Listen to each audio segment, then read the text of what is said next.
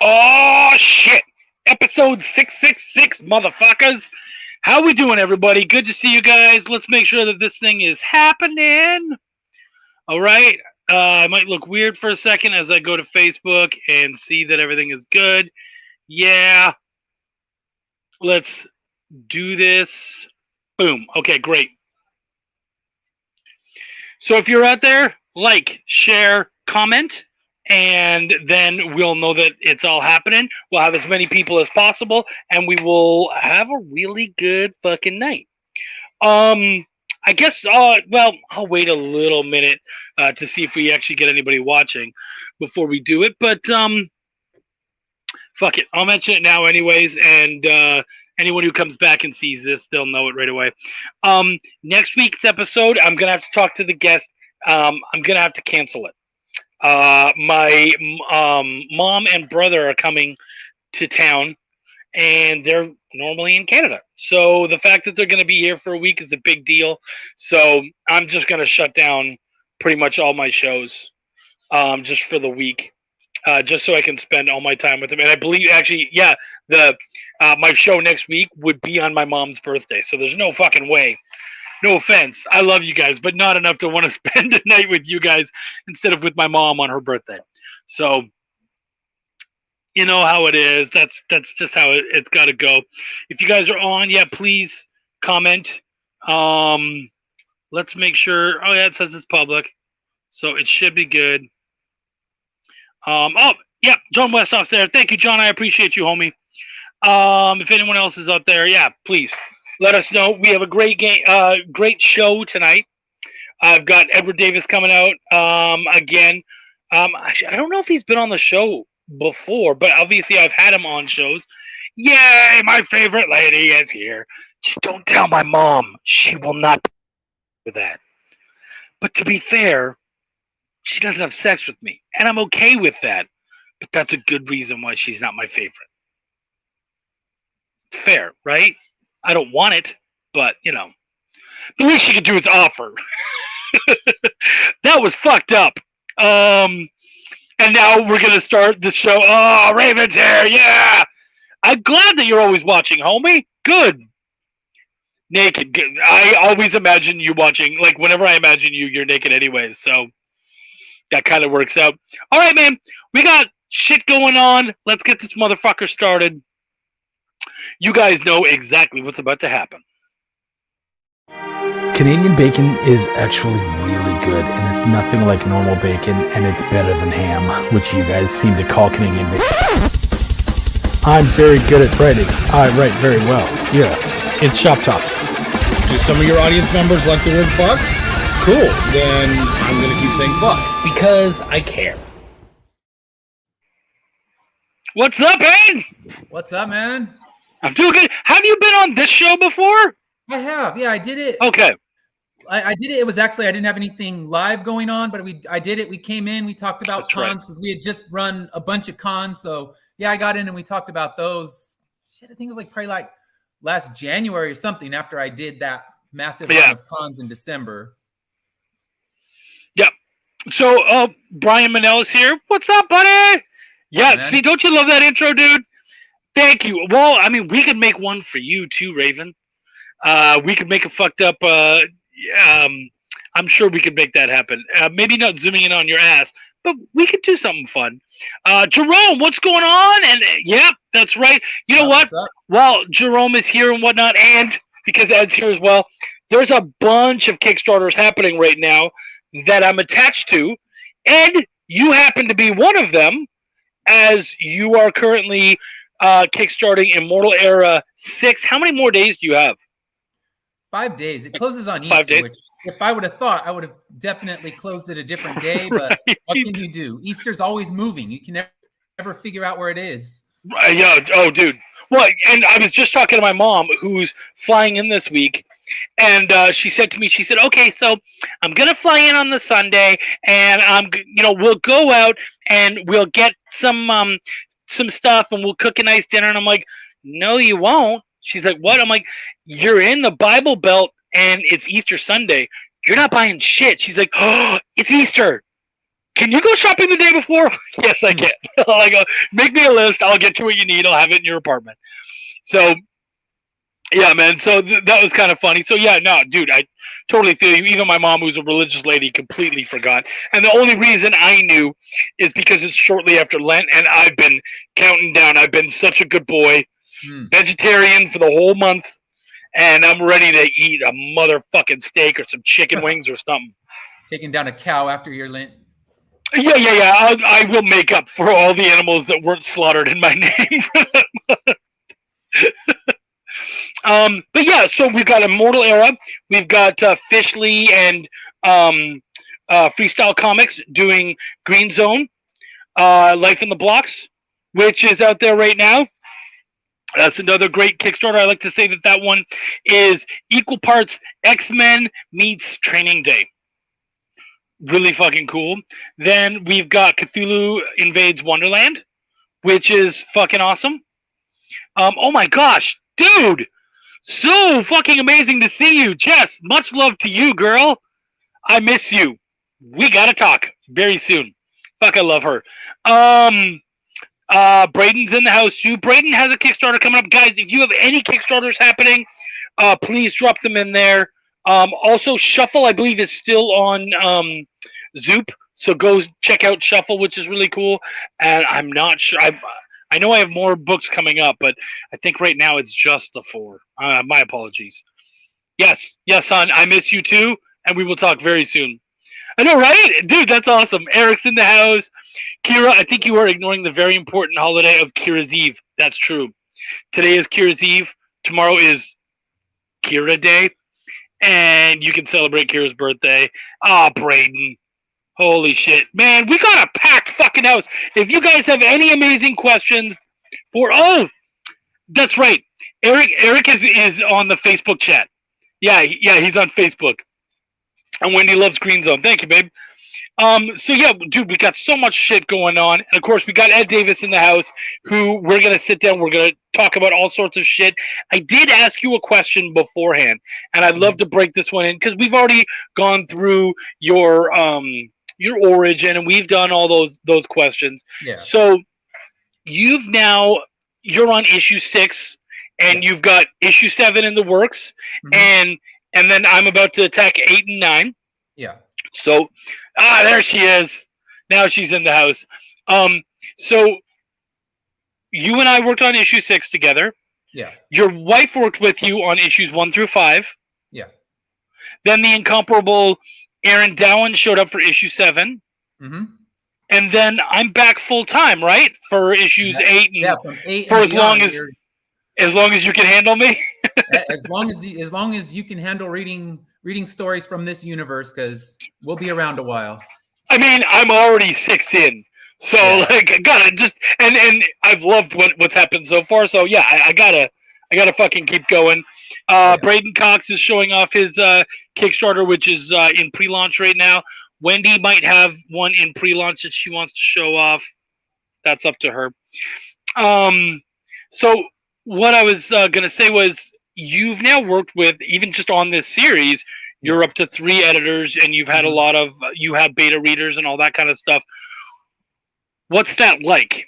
As far as having to deal with different people and seeing different things and all that kind of stuff. I think it's just knowing the personality. And of course, I've been with my wife for years. We started dating in high school, so we know each other inside and out. And she's not afraid to tell me that just doesn't work. She's gonna read it and be like, this character would not say that. So she's, I think, well, no, that's a funny line. She's like, nope, it's got to go. So she's right there to make sure that, the characters are true to themselves. And also in the beginning, when I put out my first draft and it was nothing but fucking dialogue, an entire page covered with dialogue. And she came in and like, all right, we got to just come in with a knife and cut the shit out of this, but maintain the understanding. So she had to look at it from a reader's point of view, because she doesn't know what's going on in my head, and I can fill in any blanks that are there. But she had to be able to say, that line needs to stay because it helps my understanding. So in the beginning, it was working a lot like that, because issues 1 and 2 were so overloaded with dialogue, because I wrote them from the perspective of a novel where I was adapting my original novel that I was writing. and turning it into a comic book, and you realize you have a lot less room for dialogue in there. So she was sitting there and just working with me, battling with me, making sure that every line fit what should be there. And also we didn't cut something out that would leave readers completely in the dark, because that's the biggest problem we don't want to have, is you want to make sure that your readers can understand what's going on, since I'm trying to tell a big story overall. So working with her, it's always good. And she's not official editor anymore, but she'll still be working with me the same way that she always has. She'll start with the script, and then we'll tear through it and stay up till, you know, the wee hours of the morning, making sure that everything works just right. So working with her, that's something, it's ongoing. But what came down to it was, we looked at your knowledge of comic books, because she doesn't come from a comic book background. She comes from a storytelling background, so she can say, all right, this works for this story. But pretty much her comic reading, you know, maybe a stack this high she's read in her entire life. So not having that knowledge of what a turn page was and things like that made it to where we looked at bringing an expert of comics into the mix is only going to make the book better. And we kind of went out on a long walk, and we're just kind of talking about the pros and cons of it, because it's like, you don't fire your wife. That's not how things work.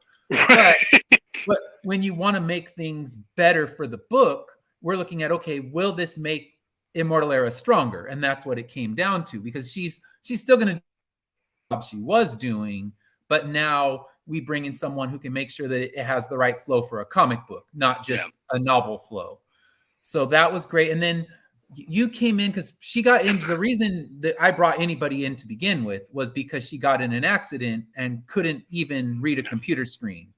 It was severe concussion, just a mess for a few months. And she tried to sit down and read. I think it was issue 5 script. Aaron came in. He wasn't credited, but he came in to make sure that it had the right flow and everything, and helped me with the sound effects, because that's one thing I am just terrible at. I don't know where to add them. If I had my way, I'd just leave them all out. But I know it's a comic book. It's not a novel. You don't need to, you're writing a novel. You don't need to say boom or, you know, flap or any of that kind of shit.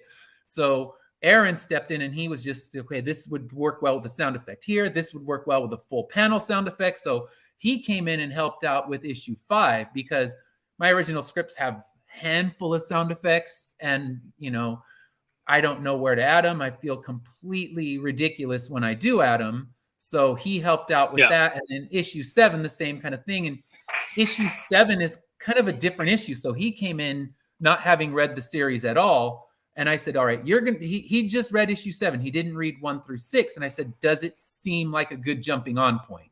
Because in this series, since it's going to go so long, I want good jumping on points for new readers to come in, where the old readers will still be rewarded, but new readers can start right here. And if they want to go catch up, they can. But if they don't, they can follow the story from there. So he helped make sure that it was a proper jumping on point for new readers. So that was something when I was working with him, making sure that it had that kind of working for it. So when I launched it on Kickstarter, I can say, here's your jumping on point if you're a new reader.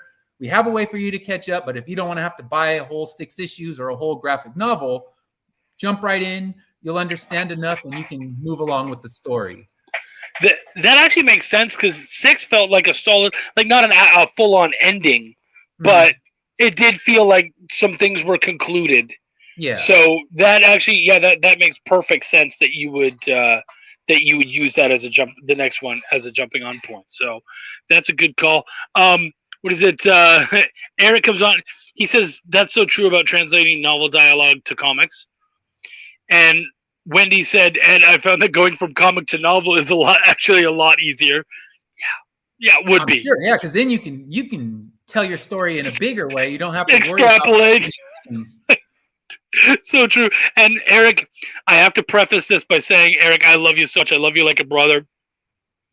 He said he fired his wife. Yeah, but you're divorced now, so like maybe there's a correlation. Just throwing it out there. Thank you, buddy. I try. And actually, I believe I may have missed something earlier. I think someone hopped on real quick and said something, and I may have missed it. And I just want to make sure I didn't, because I fucking hate missing people's stuff. And no, I don't think I did. But Sam is in here. Great, Sam. I have to send a shout out to Sam. There's several people. Brian Manell is in here an awful lot. I love that guy and his questions. Sam is always sharing on Twitter, which I suck at Twitter and I don't share this year, but he shares on Twitter. He shares on Facebook. He's such a great dude. Just mad love to him. Go check out his shit. He's absolutely great, dude. Thank you so much. But he does ask, what is your favorite genre for writing? Oh, I love writing horror. But this story is just kind of, it's so mixed up because I'm kind of genre combining. So I think, fantasy and horror were always my go-tos. I love to write those two genres because I love the big hero's quest. I loved reading them when I was growing up. As soon as I found Lord of the Rings, that became something I loved. But, I was equally hooked on Lord of the Rings and Stephen King at the same time. So I was devouring every Stephen King novel while reading through the Tolkien's everything he wrote. So those are definitely my favorite too. I can see that in this. Like that's not because there's definitely elements of both. And it's funny because it's a post-apocalyptic style story, but you still so have that fantasy feel to it. And the horror, floating heads, chopped off limbs, all that kind of shit. Like it's all there. So yeah, none of that surprises me. If you'd been like, I'm a huge romance buff, I'd be like, what the fuck? Where'd you get this thing from? But when you say horror and fantasy, I'm like, yeah, that all adds up completely. Yeah. And that's what I feel like it has those elements in there. And I wanted to just kind of merge them both because the moment I start my pitch, I'm like, okay, it's a post-apocalyptic story, 200 years in the future, the eye rolls come. Like, fucking post-apocalyptic's been done to death. So as soon as I throw the pitch, like, okay, no one can die, and it's got fantasy elements and all this stuff, you get the reader's attention back. Because you talk post-apocalyptic, and it's like, we've been there, done that too many times. And I still love a good post-apocalyptic story. I'll still read them. I'll still enjoy them. But I know it's kind of like, for a while, zombies, everybody loves zombies. Now people are kind of over zombies. So yeah.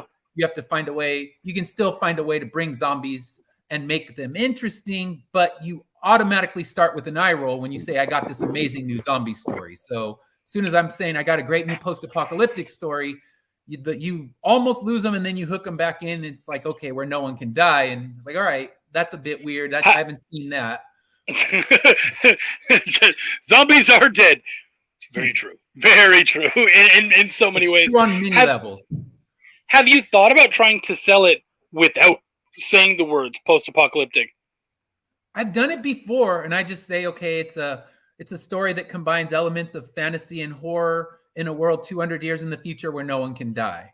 I mean, I get tired of giving the same pitch 8 million times at a con, so I'll constantly rework it just for my own sanity. So I'm not saying the same 30 seconds over and over. And plus I got to feel the crowd out. You see a big metalhead going, I'm going to play straight to the gore.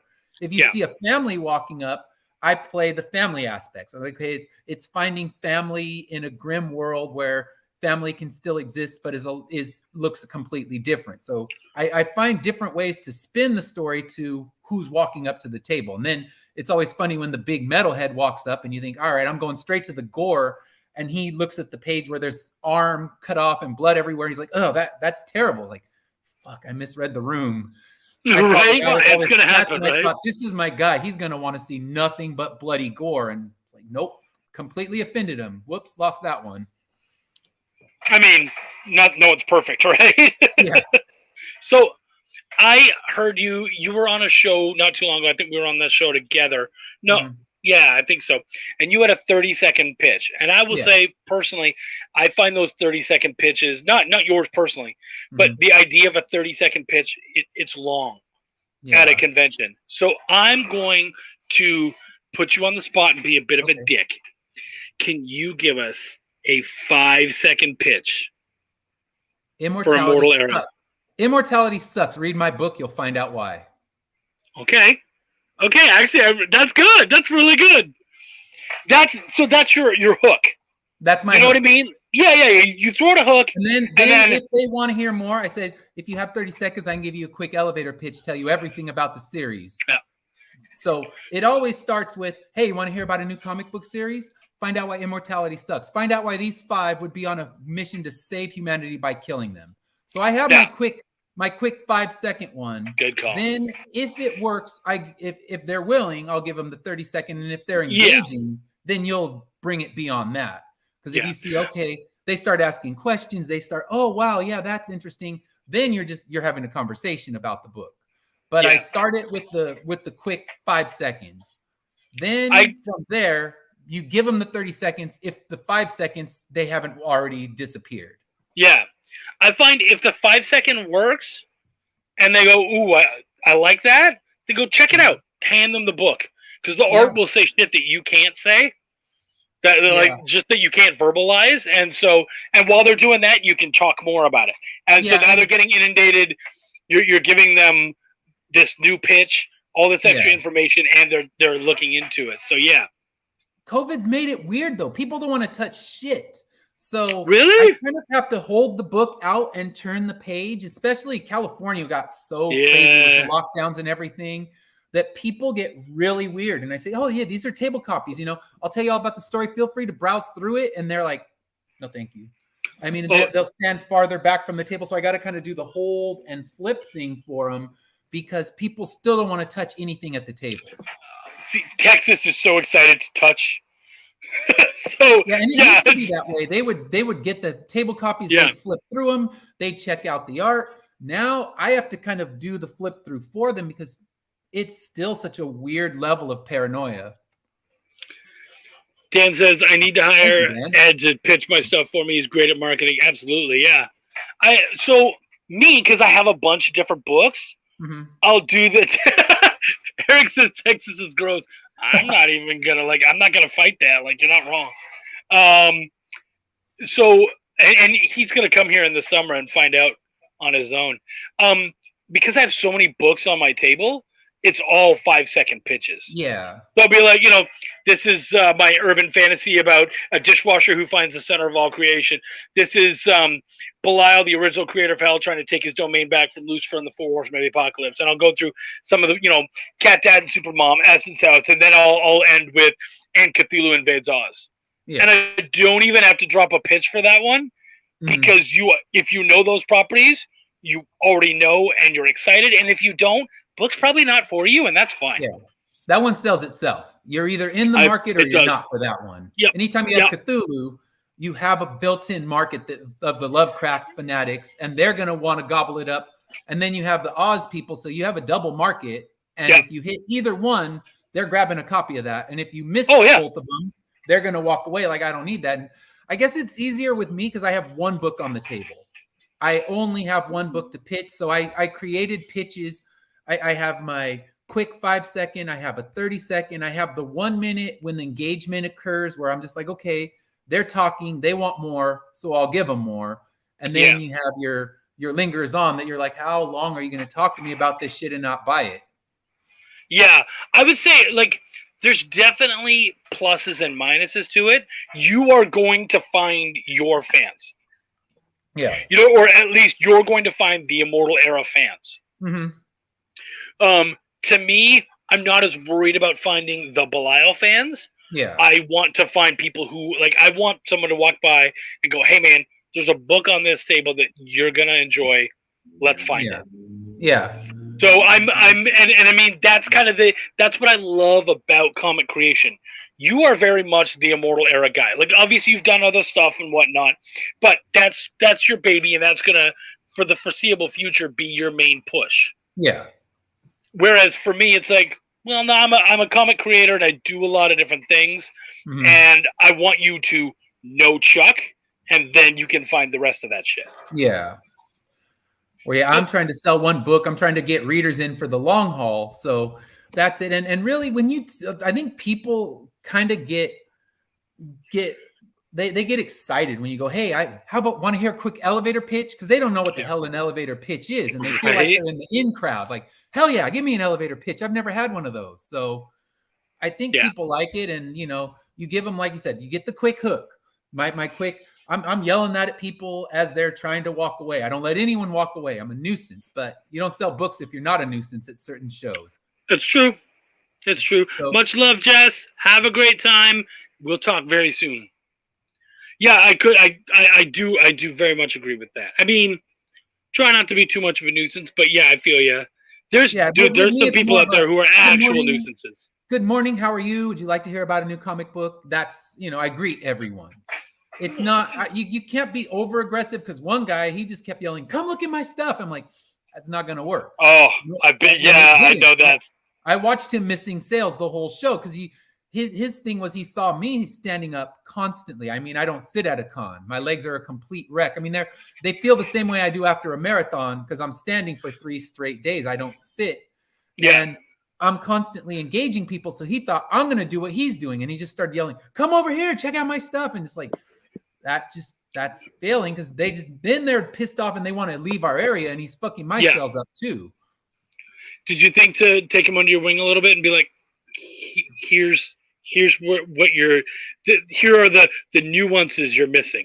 Yeah, and I talked to him, and he actually came up to me after the first day and said, "Look, I watched you today. I learned a lot studying what you've been doing. So tomorrow, I'm going to try an approach more like that."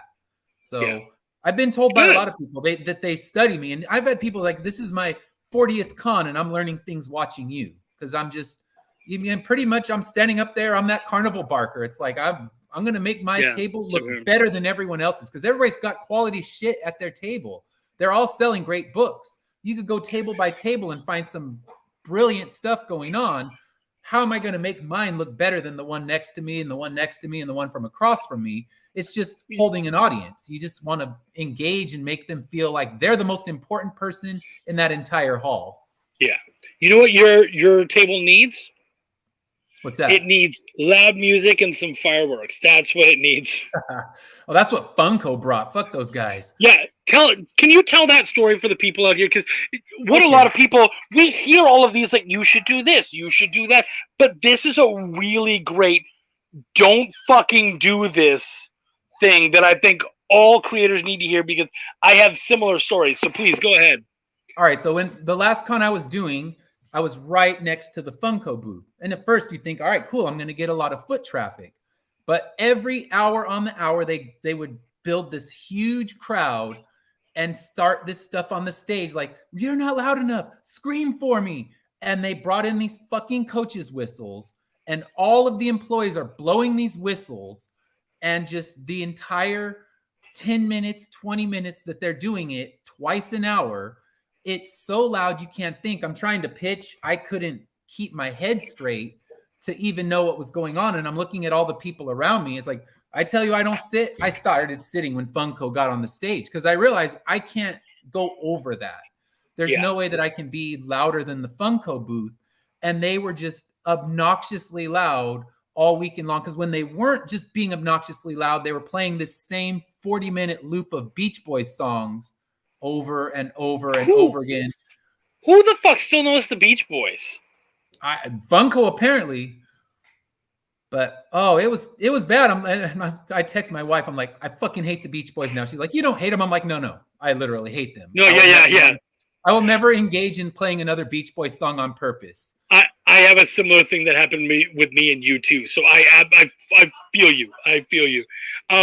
Eric T. Mullins is there. I met Eric while on a show recently. Really good dude. Eric, if your Kickstarter is still going, please share that link out to everybody so they can check out your thing. Because if it is still going, it's ending soon. He's got a really cool manga. So yeah, man, if it's still going, check it out. He says customer service 100% gets you lifelong followers for sure. Yeah, man. Yeah. Good customer service and bad customer service can get people where they're just like, fuck that guy and anything he does. Yeah.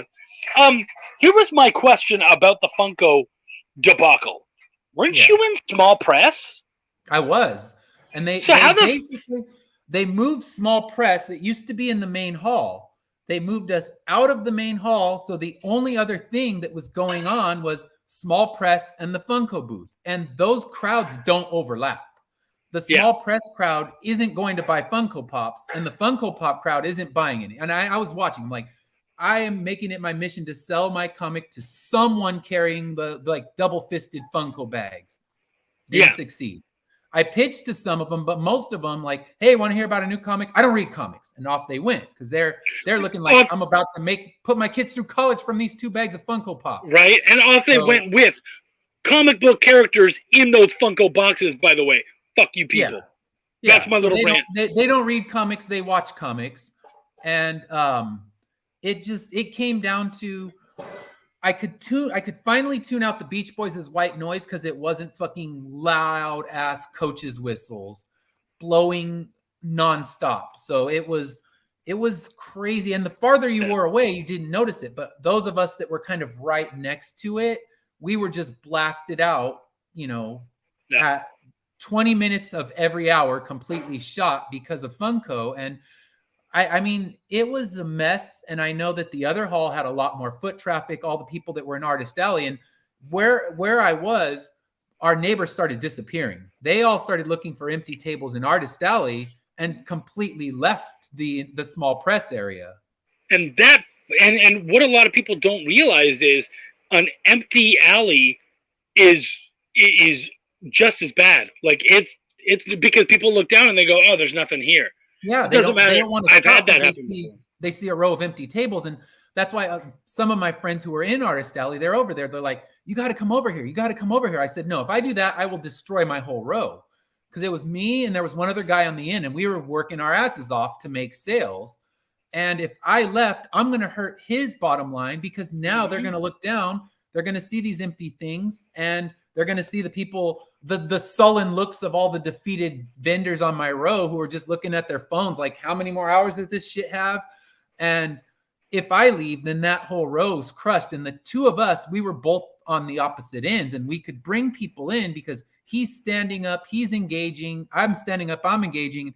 At least we have a half a chance of getting someone to walk down our row. But if I leave or if he left, our row's just doomed. And that's what the people didn't realize is they're trying to do better for themselves, but they completely hurt small press even more than it was already hurt by the screeching whistles of Funko.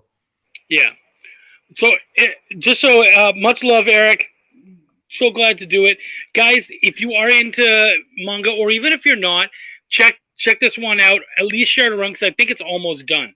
So yeah, please share it around, show it off. Because he's worked really hard. I don't know how many, I think he's like 8 issues in. Like he's been working on this forever. So yeah, check it out, share it around. Lots of love to my good Canadian buddy Eric. Yeah, dude. Well, and my other buddy Eric says God only knows his bomb though. Okay, but it's not played often enough that people think about it. So they didn't play that one in the loop, yeah, which is good. I guess I won't have an eternal hatred for it now. So yeah, that was one of the ones. It was more just like their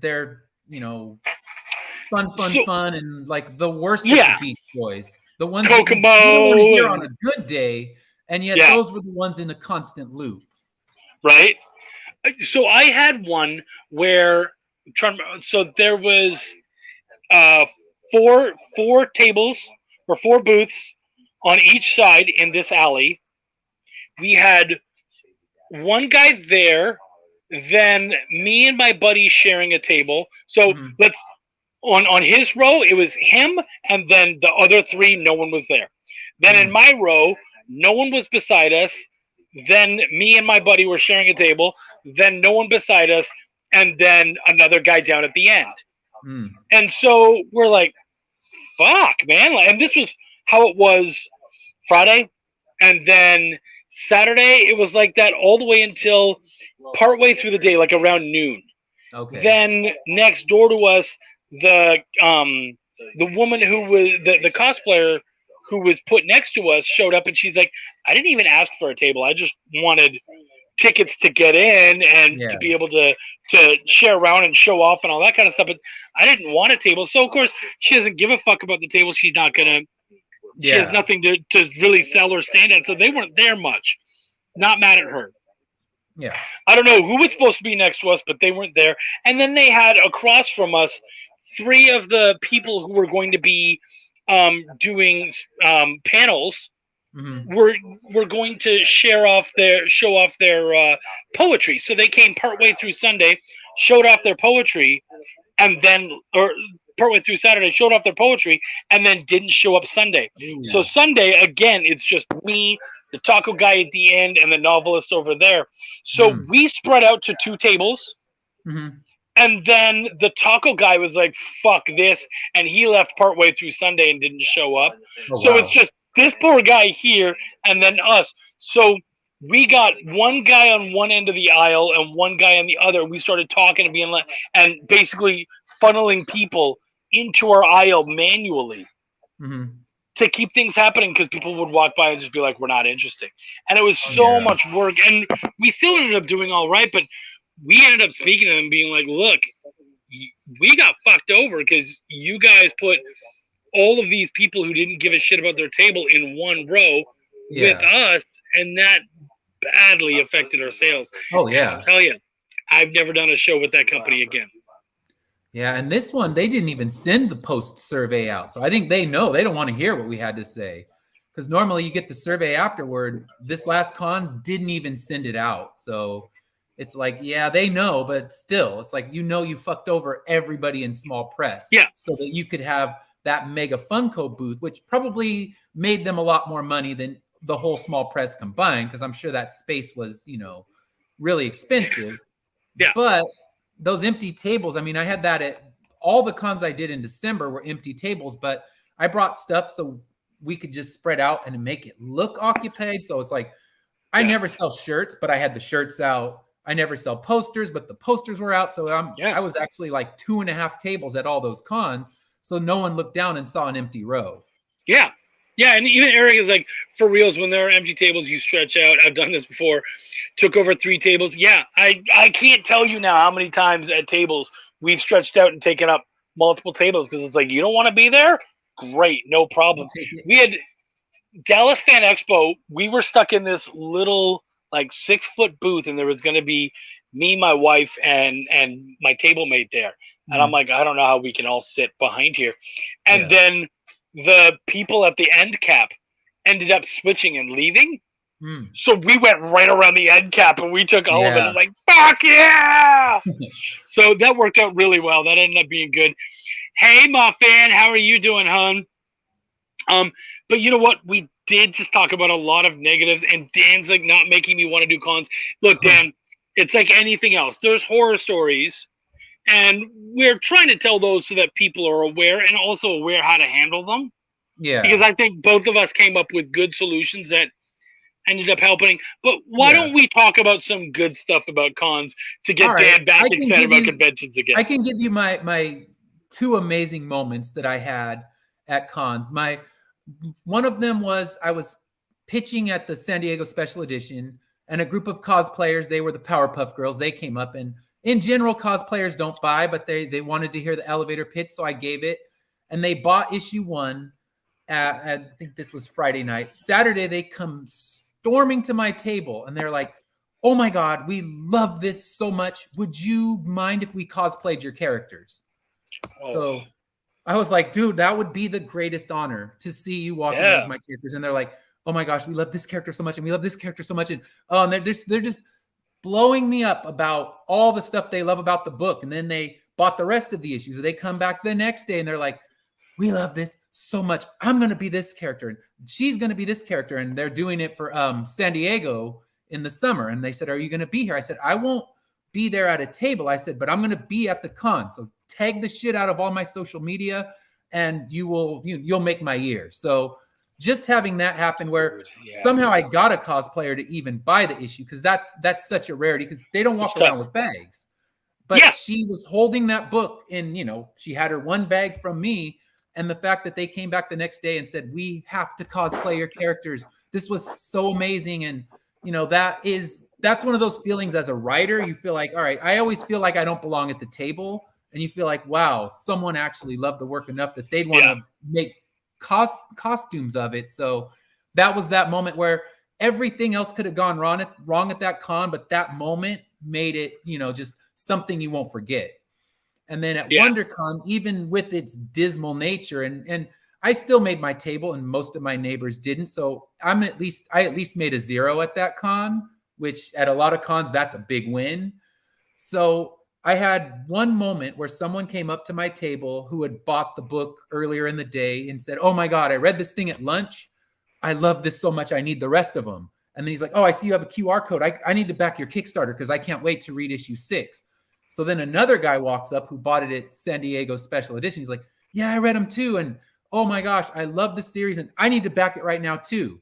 And then someone is walking like, "What book are they talking about?" I'm like, "Oh, you want to know what book they're talking about? I'll tell you right now." So he ends up buying all 5 and backing the Kickstarter as well. So in this little flurry of time, people are coming up to the table like, "Wow, if these guys love it so much, I need to buy it." And like made almost all my money for that day to help pay for the table in like a 20-minute stretch. And at the very end of the con, when normally half the people had already thrown their tablecloths over and went home. So you get those moments where a reader actually loves what you do, and all the Funko and everything else, I can't say it'll go out of my mind because that's hard to forget. But those positive moments, that's what the takeaway is. Like, okay, these readers actually loved what they read and, want to read more. So those are the things you go for, because there's always going to be the nightmares at cons. And when those nightmares happen, you think about them, but that moment where the girls, I mean, they were squealing, they loved the book so much, you cannot beat that feeling. That is a massive rush. And you're just like, wow, I do belong at the table. I constantly feel that I don't. And now for a moment, you feel like, you know what, I'm worthy of standing here with the rest of these creators. Yeah. Dude, that's awesome. That's a great story. Michaela Jade says, "I'm good. I'm on a deadline and should be writing." I feel you. Sometimes you just got to take a break, though. So glad you shared that break with us, son. Always great having you here. And I feel you so much. Eric says that's ideal. Like the situations that you just described, those are absolutely ideal. Amazing. Yeah, that's awesome. Even Eric, wow, having cosplayers put incalculable hours into making costumes of your original characters is one of the dreams. It's so awesome. Yeah. I would love to have someone cosplay my characters. Yeah, I mean, we had a cosplayer, December Lace, do a photograph for us for the last while. We're hoping to have her do it again for the next one. So, but it's an amazing feeling, and just absolutely awesome, and something that wouldn't have happened if you hadn't gone to those conventions. Yeah. Wendy would cosplay her own character if she were 30 years younger. I remember when you were 30, and I would have been all about you cosplaying that character at that time. I didn't know her before that, sadly. Comic conventions bring financial success to local businesses of all kinds. Very true. Yeah. Very the restaurants, true. The hotels, they all thrive because of them. Oh, okay. We're going to get to that in just a sec, Jerome. Actually, no reason why we can't. He says, "I'm going to do my first con this summer. Are there any tips for a newbie?" Well, we were talking about it earlier. You got to have that quick hook. I mean, I have my 30-second pitch prepared, but you need the quick hook. And the simplest, stay the fuck off your cell phones.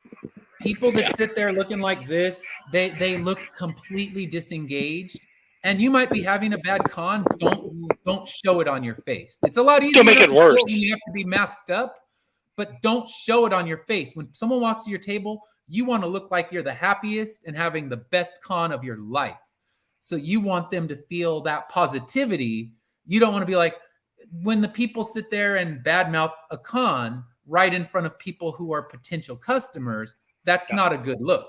So have your micro pitch ready. If you have, like me, one book, then I have pitches of varying lengths ready to go for whoever walks up.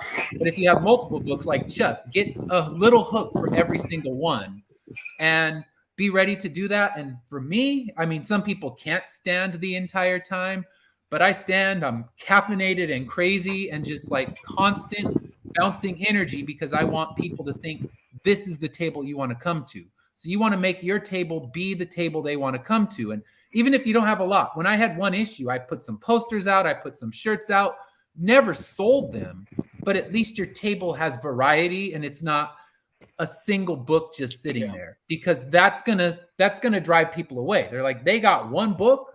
I don't want to look at this one book, but they got one book, they got t-shirts, they got hats. I had all of that when I only had one book out.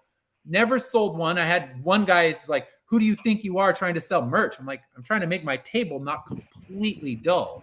But just something to make your table stand out from the rest. Get a good backdrop or something like that. I have my skeleton dying at the finish line. That hooks in the runners. Anytime I get a runner that comes up to the table, that's the first thing they'll notice. And we'll start talking about running, and then I'll kind of somehow segue it into the comic book.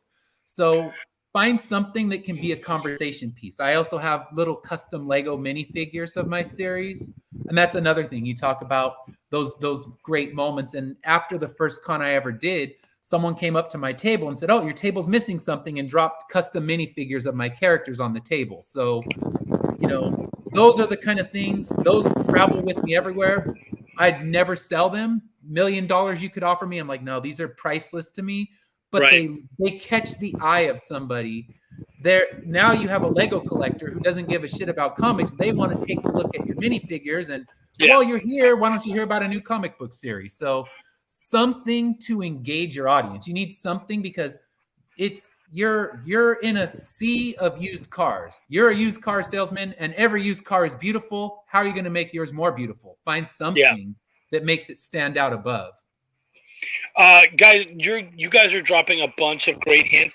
Keep it up, because we're going to keep talking, but I'm going to show off a lot of those tips and tricks. One thing, Jerome, you want to leave, for me, I want to leave my table as little as possible.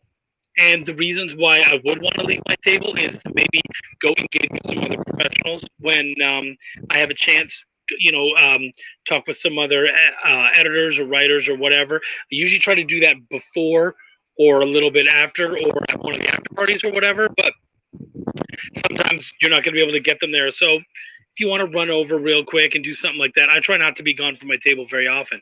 Another way to keep yourself not gone from your table very often is table snacks. I put them in my box, and I try to have things like protein bars and meat sticks, some bottles of water, hell, even warm bottles of water, whatever. Like it doesn't matter. Just keep yourself hydrated, keep yourself fed. And honestly, the prices for food at those fucking conventions, I'd rather just snack all day and then go out for one great dinner at the end of the night than fucking spend like $10 on a little fucking microwaved burger or some garbage pizza. Oh yeah, right. Oh, it's not even going to taste good. You're going to overspend for junk. It's it's cafeteria level food, school cafeteria level food, let's say. And I live every con. I live on water bottles and Cliff bars, because I'm not here to add anything extra to my bottom line. Yeah, totally agree with that. So anything you can do to keep yourself from leaving your table, great. Let's see, because so many people have some great ones here. Wendy, what did you want pics of?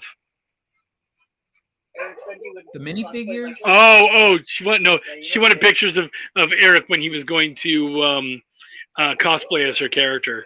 He said he would cosplay his. So, all right, I'd love to see that. That'd be hilarious. Braden was just at a show, did really well. So good for you, dude. Glad to hear that. Nice. Michaela says, fuck the hook. Ask people if they're having a good time. Compliment them. Very true. That works. Also, yeah, absolutely. I try to, and you were talking about metalheads earlier, try to look at something on their shirt or their bags, other things they're holding. I had one guy walk by, and I kind of, like, hey, man, is there anything you're interested in? I've told the story a couple of times. Hey, man, do you like indie comics? And he's like, not really. He's holding a fucking Ninja Turtles print. And I was like, dude, you're a Ninja Turtles fan. I was like, yeah. And he goes, yeah, man. I was like, don't you wish that you could get Ninja Turtles 1? And like you could have been there at the show where they're selling that original like black and white newsprint. And he's like, yeah, I do. And I was like, it's here right now in this building. And he's like, what do you mean? I'm like, one of these people is going to blow the fuck up. And their book could very easily be that next Ninja Turtles. And you're walking by it. And he was like, oh, shit. And I was like, yeah, man. And he goes, what do we got here? I was like, okay, nice. This is Blau. He's the original creator of Hell. So, every once in a while, there's things on them that are giving you clues and ways that you can kind of connect with them and bring them the fuck in and make some stuff happen. So she's right. You don't always have to be selling to sell. So, that's a really good point, hon. I think I always start more with a greeting like "Good morning, how are you today?" Try to do that, and then you know want to hear about a new comic series. So I always start it with a "Good morning, good afternoon, how are you today?" To just do the basic. How are they doing? How's their show going? Having a good con? Then bring in the hook. And you know, some people, as soon as you're like, "Good morning, how are you?" Like, oh, they look at you like you just insulted their mom, and they sprint away because they're like, "That fucker's gonna try to sell me something, and I don't want to hear it." Right? Let's have some fun, everybody. Give me one line, the worst way to attract someone to your booth. Throw them in the comments there. Let's do something fun. The worst thing you could say to someone at your booth to get them to come check out your stuff. Okay? Do you have one off the top of your head? Oh man.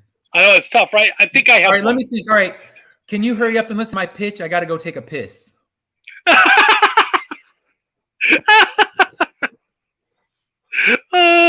right, here's one.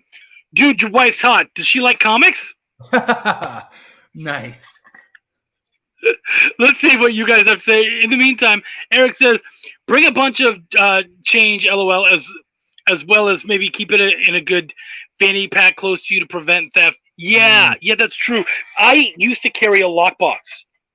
And then someone said, when you bring a lockbox, they know that's where the money is. And I was like, oh shit, that makes perfect sense. So have it in your pocket, in your wallet, fanny pack, somewhere close on you where it's not going to be the first thing. And I mean, obviously on a fanny pack, they don't look great. Maybe have a custom fanny pack of your characters, which will help a little bit and make it slightly cooler because they're they make those money belts. Those are perfectly flat.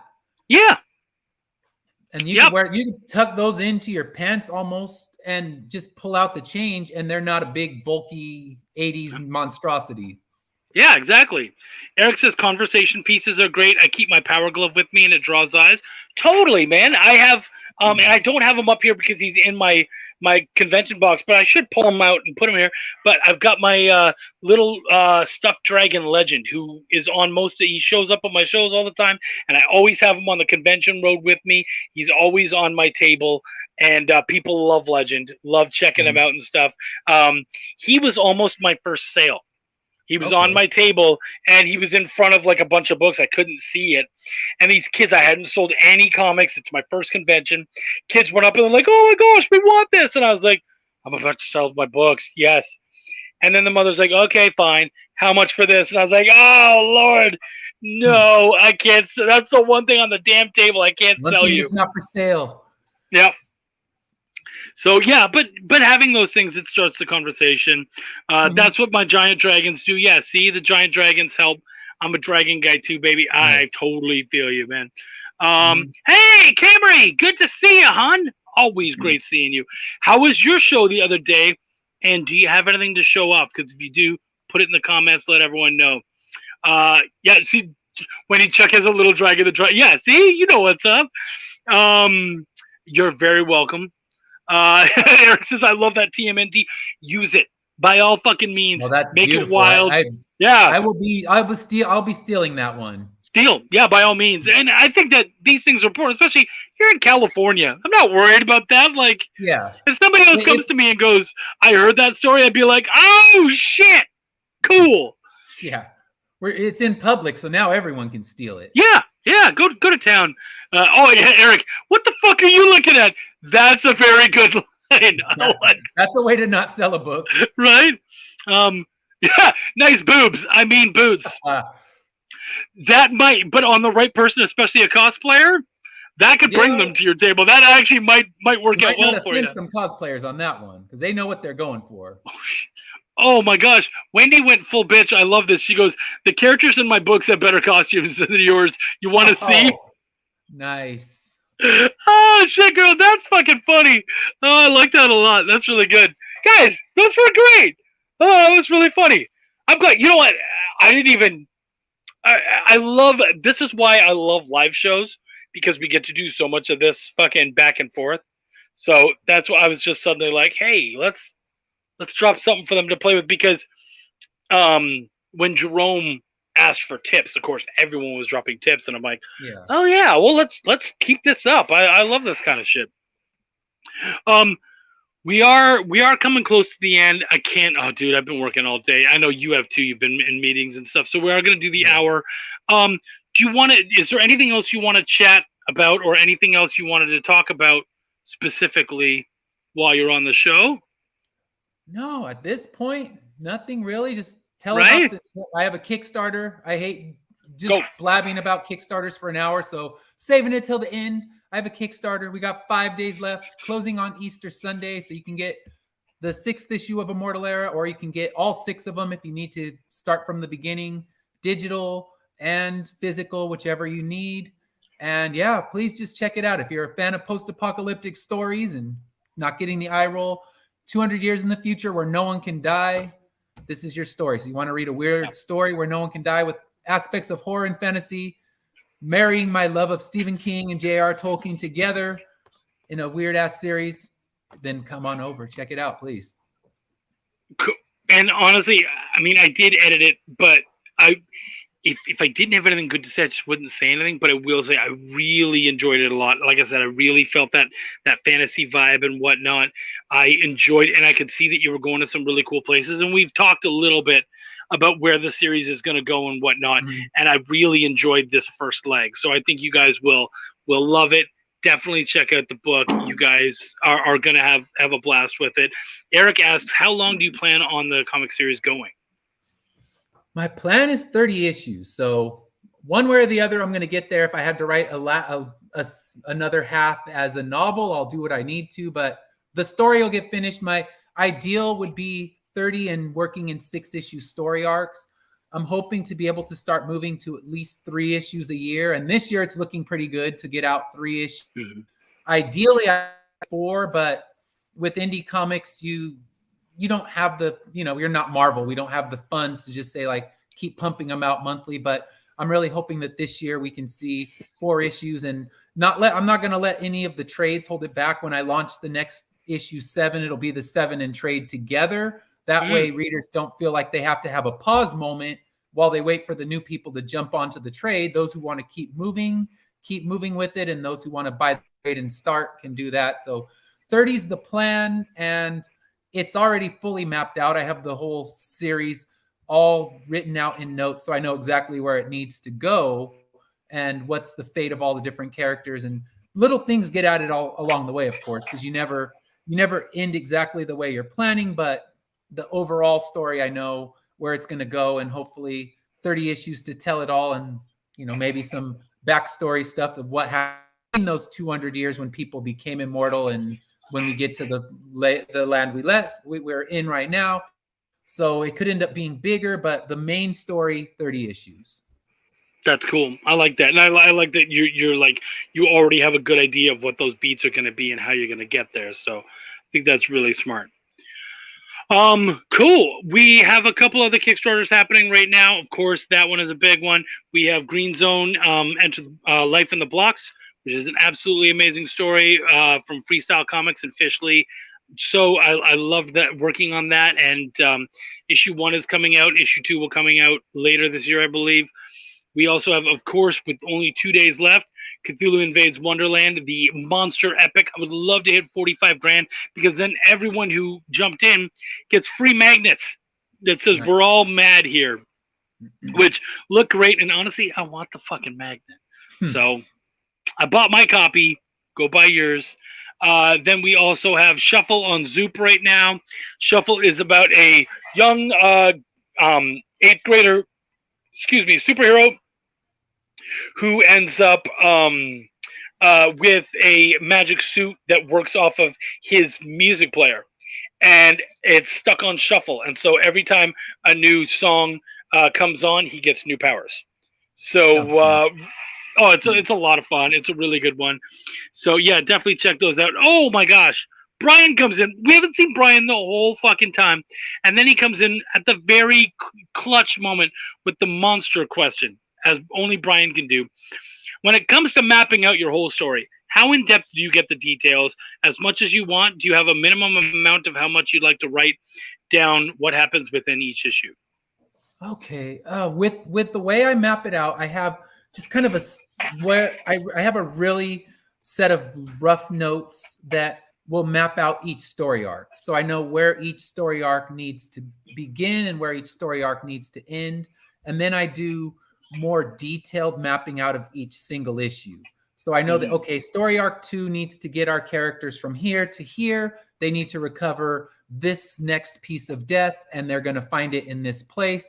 Then each issue, I do more meticulous notes where it might be 12 pages of different notes of what's going to happen with each character, because now I'm moving the story where all the characters are split up in different places. So I have to juggle storylines. So I do really loose notes for each story arc and then tighten those notes up as I start to map out each issue.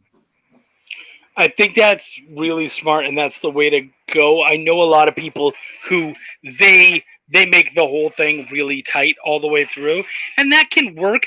But then what you're also doing is you're making it more difficult to have some fun along the way, create new emotional arcs, and allow for some of that great improv that tends to happen. So, yeah, definitely leave some space for that. And remember, this is one thing that I always tell my clients. It's not canon until it's been published. So if you go, well, we can't do this because later on in issue 8, that shit hasn't happened yet. You can fucking change that. So don't throw out a good idea now because you might do something cool later on. Yeah. In fact, you could probably use that to build up to it, or you can use that idea later on. But don't drop good ideas now for something later on, man. It's a bad call. Brian also says, yes, sir, I've been coordinating at work. I've had very little time to actually sink into this interview awesomeness. That's okay, buddy. We're just so glad you showed up at all. It's always good having you along, man. Any final words before we head out, bro? No, just thank you again, and love working with you, and ready for you to read issues 8 and 9. And I guess you got to read 7 too, so you know what the hell happened. So yeah, eager for you to read. I'm excited for all of it. Yeah, help guide it along and make it as good as possible, because it's fun working with you. I always enjoy it. Thank you so much. And I really enjoyed working with you too.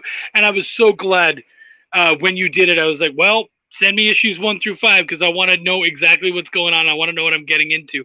And I'm glad I did. 'Cause I had a really good time with the whole series. You did really good, seriously. Thank you. I'm really happy and proud to be a part of the series. So it means a lot to me. Thank you, man. Guys, thank you so much, all of you guys, for coming out. We really appreciate it. As I said, next week, we're not going to have a show. So celebrate, enjoy yourself. And you know what? I'm going to be celebrating time with my families. Why don't you guys go next Tuesday, celebrate with yours. Find someone that you love very much, whether it's family, friends. In my life, the two intermingle very much. So find someone that you love and make sure they're well aware of it, because you only have so much time. We're not all like Immortal Era. So take your time while you got it. Thank you guys so much for coming out. My name is Chuck, and I give a fuck. Peace out.